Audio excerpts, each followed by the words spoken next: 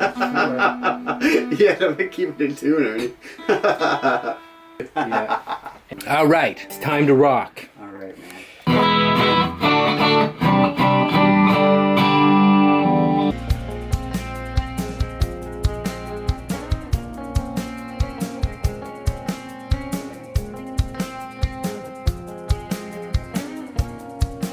This In the Studio With Guitar series is recorded at Conrod Photography.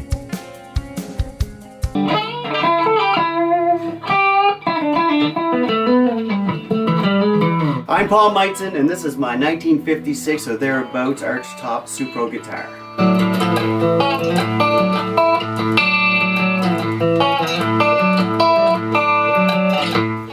When I first got this guitar, it was actually given to me by my brother. Upon playing it quite a little bit, I got tired watching TV, headed to my arms all the time, and I even got some teeth marks there on the top here where I rested my head on it as I was trying to get my fingers into position. You know, when you're like this and you're going over, and I'm a lot bigger now than I was then, hanging down like this, trying to see what I was doing with my fingers. So anyway, my teeth marks became on there, and if it ever gets taken away from me, I can always do my DNA with the teeth.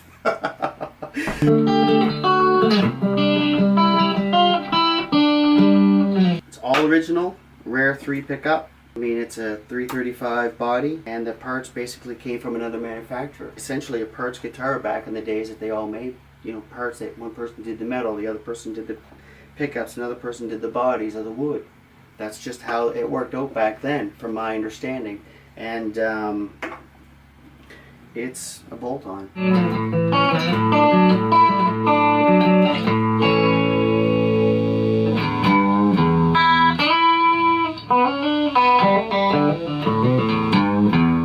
And the 3 pickup actually is pretty rare back then. The tuners on the back, everything is original on this. Look at the guitars back then.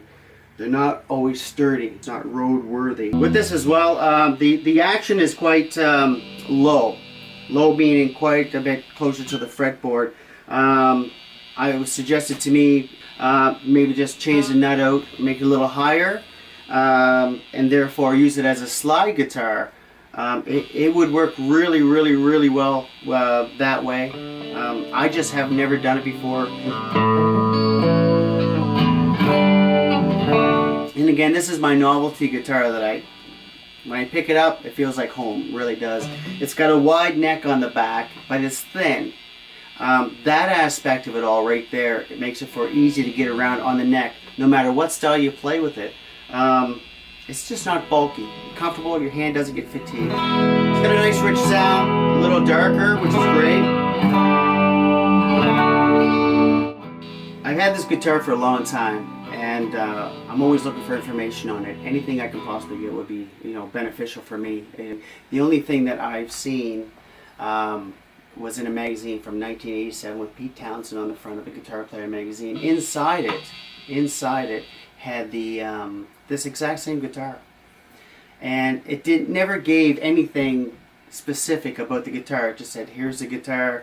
It had very basic little thing, those little squares that they give you with the picture. It's like this thing wide, not very much at all. So that's where I was. That's where I was with this whole thing. So any information would be great. Nice sounding. I played rock, I played blues, I played country, a little bit of jazz chords. I'm not a jazz player. I believe that this guitar would be a great blues guitar.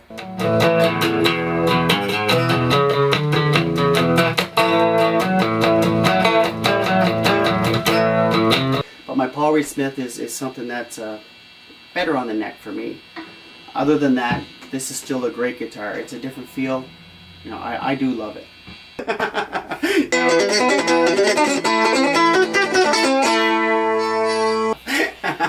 If you want more information or you want to follow Paul's adventures, I'll put some links down in the description.